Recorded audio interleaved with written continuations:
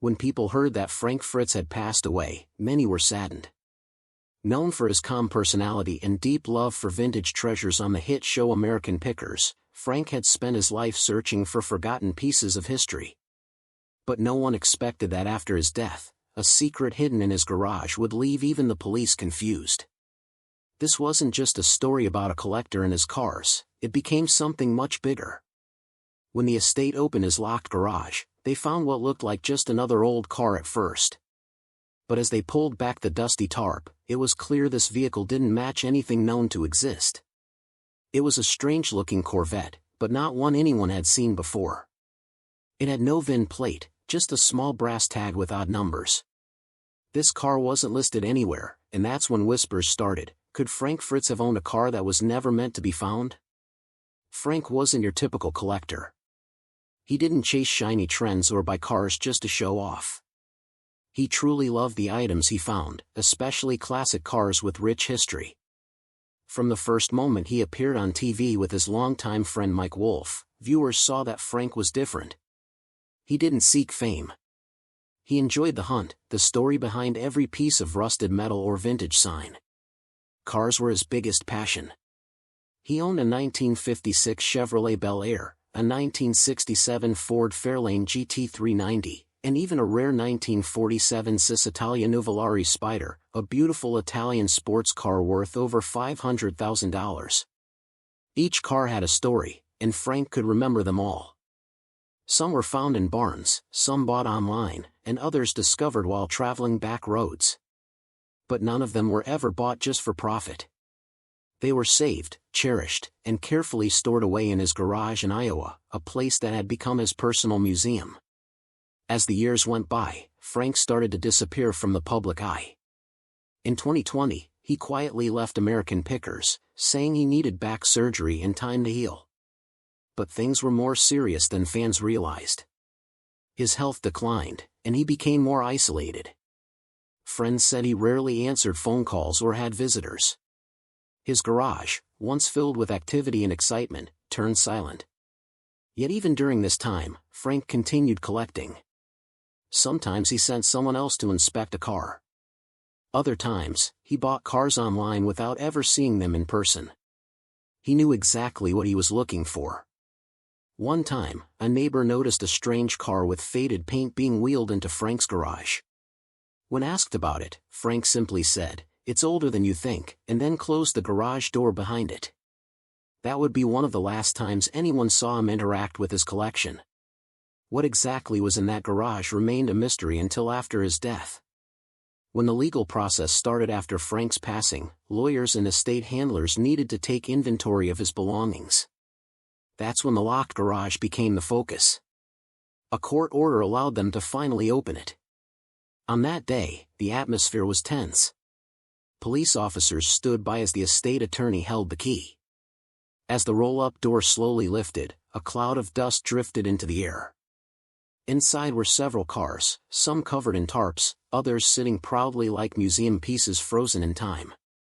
There was the 1956 Bel Air, the 1967 Fairlane GT, and the luxurious Cadillac Fleetwood, all known cars Frank had collected. But one car didn't belong. It was parked sideways in the back and covered by a heavy tarp. When they uncovered it, they found something unlike anything else, a Corvette that wasn't in any records. It had an aggressive shape, wide rear fenders, and a body style never seen before. More surprisingly, it had no VIN number. Only a small brass plate was found with strange letters and numbers. It didn't match any General Motors records. The car appeared to be a version of the 1963 Corvette Grand Sport, a model so rare that only 5 were officially made by Chevrolet. All 5 of those cars are known, documented, and in the hands of museums or collectors. So how could Frank have a 6th? And if it wasn't one of the original 5, then what was it? Car experts were brought in, and many agreed this was no ordinary replica. The fiberglass body looked handmade, not factory-produced. The design was close to the Grand Sport, but there were details that didn't match any official version. Some thought it might be an experimental prototype, something built in secret and never released. Others wondered if it was a one-of-a-kind project from a former GM employee, a theory supported by rumors that Frank had once been in contact with someone who claimed to own a lost factory car. The truth remains unclear, but one thing is certain: this Corvette shouldn't exist by any official records. As they looked around the garage, investigators found more than just cars. Taped above the workbench, nearly hidden under years of grime, was a piece of yellowed paper. It was a note written by Frank himself. The handwriting was fading, but the message was clear: "I left behind everything there, Frank." Short, simple, and mysterious. What did he mean by everything? Was he referring only to the cars, or something else? To those who knew Frank, this felt like one final message, as if he wanted someone to find it and understand. It added even more mystery to the already confusing Corvette. Had Frank known all along that he had something special? Had he kept it secret on purpose? Why didn't he ever mention it on the show, or to his friends? Some believe he wanted to protect it. Others think he enjoyed the idea of leaving one last puzzle behind. Frank Fritz's story was always about more than collecting. He was someone who saw value in forgotten things, someone who believed that even the most broken object had a story worth saving. His garage, filled with dusty treasures and silent machines, became a reflection of who he was: private, passionate, and deeply connected to the past. While the mystery Corvette remains under investigation, it has already become part of his legacy. Experts continue to study it, trying to figure out where it came from and how Frank ended up with it. Some believe it may change the way we think about American car history. Others see it as one more reminder that the world still holds secrets, waiting to be uncovered.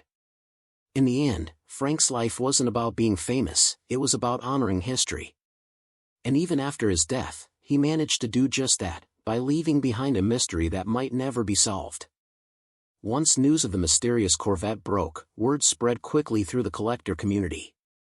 Car historians, vintage racing experts, and former GM engineers all started asking the same question: where did this car come from? Was it a lost prototype, a secret project from decades ago, or perhaps a custom replica made with parts no longer available? Several automotive experts came forward, including those who had studied the original 1963 Grand Sport Corvettes. Most agreed that while it resembled the Grand Sport, the design wasn't an exact match. Some parts were slightly off: the wheelbase, the hood vents, the body curvature. But it wasn't wrong enough to be dismissed as a simple fake either. One retired GM historian said, "If it's a replica, it's one of the best we've ever seen. But if it's real, then we've got a huge mystery on our hands." The car's odd features led to more speculation. The unusual VIN plate, made of brass instead of steel, and stamped instead of engraved, seemed to point to a hand-built or test vehicle, possibly one made outside official production lines. Some believe it might be a mule car, a term used for prototypes built to test new designs in secret. These test cars were often undocumented and never meant to be sold or preserved. If that's what Frank had, then his garage discovery could be one of the rarest American cars ever found. The next big question was, how did Frank Fritz end up with such a vehicle? There was no paperwork found in the garage that clearly explained its origin. No title, no bill of sale, no mention of it in interviews or social media. That level of secrecy surprised even his closest friends. Frank had always been open about his finds, especially when it came to cars. He enjoyed showing off his discoveries on American pickers, often with excitement and pride. So why was this one kept so private? Some believe he bought it quietly through a private seller, perhaps someone who didn't even know its true value. Others think he might have gotten it through a secretive deal with someone inside the industry, a retired GM worker, a custom builder, or a private collector. There's even a theory that Frank built the car himself, piece by piece, using vintage parts he'd gathered over the years. Though not a professional mechanic, Frank was skilled and had many connections who could help with a project like this. If so, the car might still be one of a kind, just in a different way, a personal tribute to the Corvette legend, built by a man who loved forgotten history. Because the Corvette didn't have a proper VIN and came with no paperwork, its ownership and legal status are still unclear. The car is currently being held as part of Frank's estate, and investigators are working with automotive experts to verify its authenticity. If it's found to be a factory-built prototype, it could be worth millions, possibly more than any other car in Frank's collection. But that also raises legal issues. Would it belong to GM? Can it be registered or sold? These are the kinds of questions lawyers and collectors are still trying to answer. Meanwhile, museums and private buyers have already expressed interest. If proven real, the car could become part of American automotive history, possibly displayed in a national museum or auto show. But others argue that the car should remain where Frank left it, as a private treasure, a secret he guarded with great care. They believe removing it from the garage would take away its meaning, its mystery, and the legacy Frank carefully built over the years. There's a reason this story resonates with so many people, even those who don't follow car culture. It's not just about a rare Corvette or a TV star's private collection. It's about a man who dedicated his life to finding beauty in forgotten things, who believed in the value of stories hidden in the dust. Frank Fritz wasn't flashy. He didn't seek fame or fortune. He lived a quiet, passionate life surrounded by the things he loved most, pieces of history that most people would pass by without a second thought. This story touches something deeper, the idea that even in death, people can leave behind mysteries. Frank's garage became more than just a storage space. It became a symbol of how much one person can care about the past. It reminds us that sometimes the most important stories aren't told in headlines or on TV, but hidden away in quiet places, waiting to be found by someone who cares enough to look. Though he's no longer with us, Frank Fritz continues to inspire collectors, historians, and everyday people alike. His love for preservation and storytelling brought attention to forgotten parts of American life, from gas station signs to antique motorcycles, from rusty tools to rare muscle cars. But more than that, Frank taught us the importance of curiosity.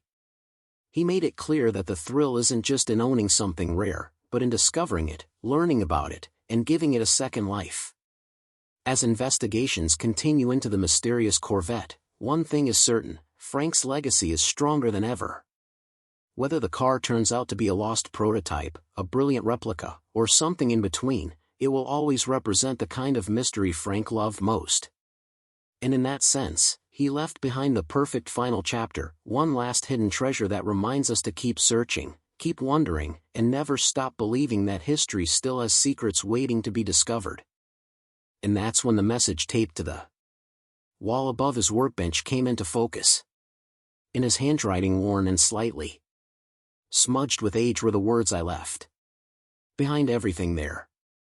At first it read like a sentimental goodbye, but now, with this discovery, it felt more like a riddle the car didn't just raise questions, it unsettled the room. A Corvette that didn't match any production history, a prototype body with a missing trail, and a collector known for his obsessive attention to detail.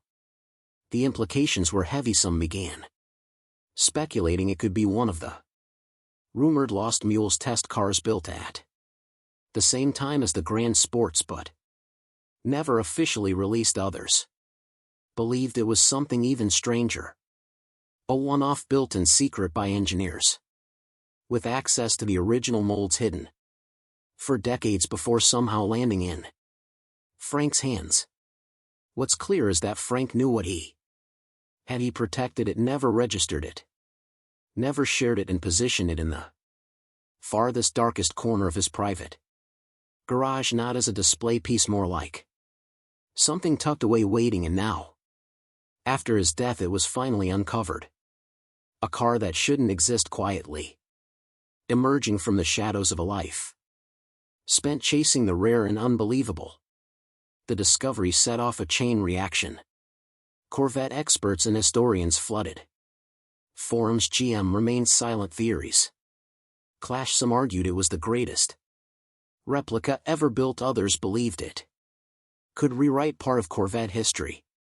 One thing they agreed on: whatever this car was, Frank had kept its secret with him to the grave. In the end, it wasn't the dollar value or the brand that made this find extraordinary. It was the impossibility of it, the fact that a man known for uncovering lost treasures had left behind one final mystery. No camera crews, no headlines. Just four wheels, a brass tag, and a locked garage holding onto a secret that never should have made it this far.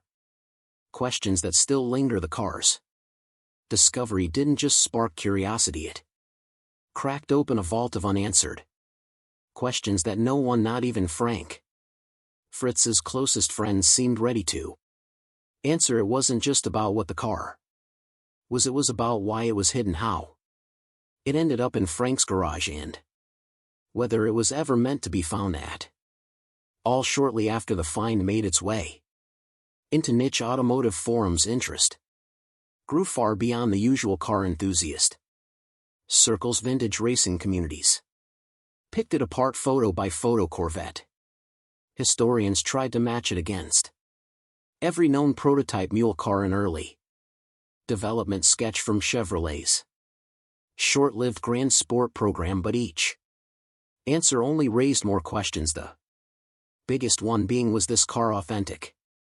If it was a real undocumented Grand Sport prototype, then Frank had managed to get his hands on a vehicle that General Motors itself didn't acknowledge. And if it wasn't authentic, if it was a replica or Frankenstein build made from original blueprints or stolen factory parts, it still begged another question. Who built it? The craftsmanship wasn't amateur. Every angle, every contour, every weld told a story. It had the fingerprints of someone who knew exactly what they were doing. And then came the rumors. One source claimed Frank had quietly bought the shell and parts from a retired GM engineer in the early 2000s, years before his health began to decline.